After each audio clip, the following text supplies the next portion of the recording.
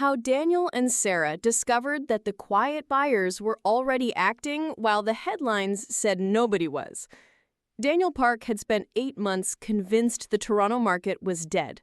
Every headline seemed to prove it. Soft sales, weak sentiment, and an Ipsos survey for TREB showing only 22% of GTA residents intended to buy a home in 2026, down 5 points from the year before.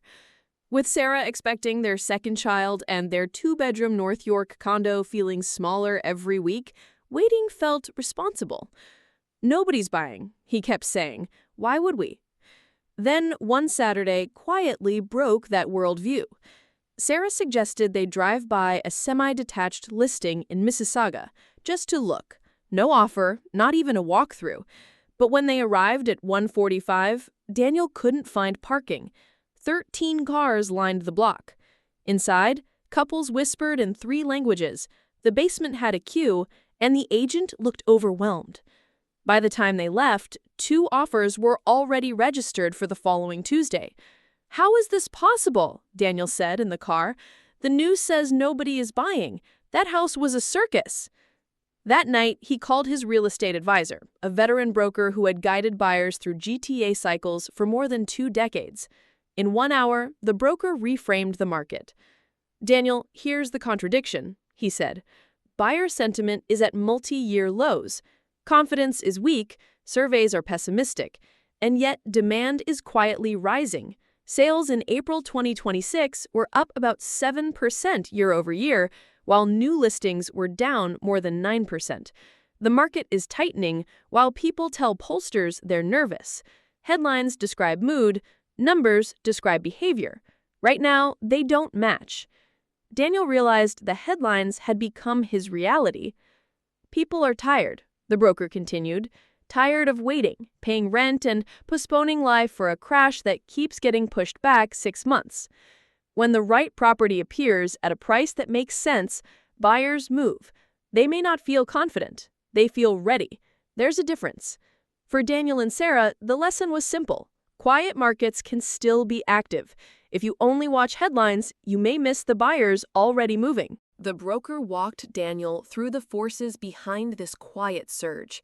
The Bank of Canada had held its policy rate at 2.25% since October 2025, while the best 5-year fixed mortgage rates sat around 4.09%, far below the 6% peak of 2024. That meant Daniel and Sarah now qualified for a much larger mortgage than they would have 18 months earlier. A small drop in rates often improved affordability more than a small drop in prices because the monthly payment was the number families actually had to live with. And rates, the broker warned, were not expected to fall much further. Some forecasters even expected them to drift slightly higher through 2026. Daniel had been waiting for a price drop, but the rate drop had already happened, and that was what changed the payment. Then came the population piece Daniel had overlooked. Immigration to the GTA remained strong, with newcomer households renting first, then moving toward ownership. Roughly 45% of buyers planning to purchase in 2026 were first-time buyers. People do not stop forming families, having children, taking jobs, or relocating because the news sounds negative. Investors can pause. End users cannot postpone life forever. Babies do not wait.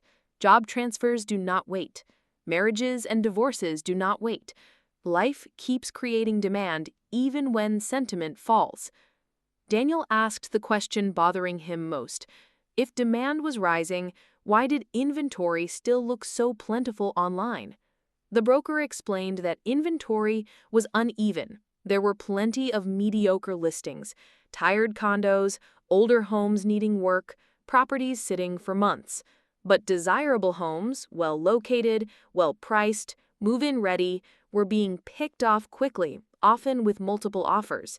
That was exactly what Daniel had seen. The headlines described the average. His own eyes had seen the ground-level reality. Then the broker said something that surprised him. The biggest fear for buyers in 2026 was no longer buying at the wrong time, it was missing the next upswing entirely. Most serious buyers had quietly accepted that the perfect crash they hoped for was not coming. Prices might drift a few more percentage points, but the structural drop they imagined was not on the menu. Every month prices stay stable instead of falling adds confidence that the bottom may already be behind us. Sarah, listening on speakerphone, asked if the people at the open house were buyers who had figured this out.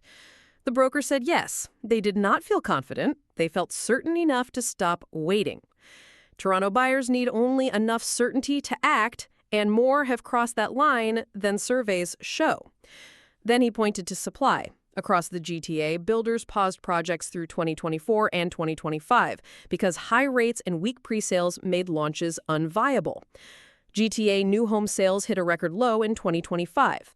That pipeline gap means fewer completions in 2027 and 2028, just as 3 years of pent-up demand returns. Beneath today's soft listings, a real supply crunch is forming. This is the moment nervous buyers and patient buyers split. Nervous buyers wait for a signal that never comes. Patient buyers read the market, not the headlines, and move quietly, without fanfare, without confidence, but deliberately. Daniel and Sarah returned to the Mississauga Semi the next Wednesday and lost it in competing offers. They lost another the following weekend. By the third try, Daniel understood. Houses worth wanting were not sitting. They were moving. He adjusted his strategy, sharpened his pre-approval, coordinated offer timing with his broker, and on the fifth try, secured a beautiful Mississauga Semi with a financing condition, a home inspection, and a final price about 4% below the original asking. 6 months earlier, Daniel thought nobody was buying. He was wrong. Buyers were acting quietly while he read headlines saying nobody was. For GTA buyers weighing gloomy headlines against crowded open houses, the lesson is simple. Surveys measure feelings. Sales measure action. Right now, action is ahead of feeling. Demand is surging not because confidence has returned, but because exhaustion has overtaken hesitation. The market is not booming, it is waking up. Buyers who see past the headlines to the full parking lots are quietly positioning themselves for whatever comes next.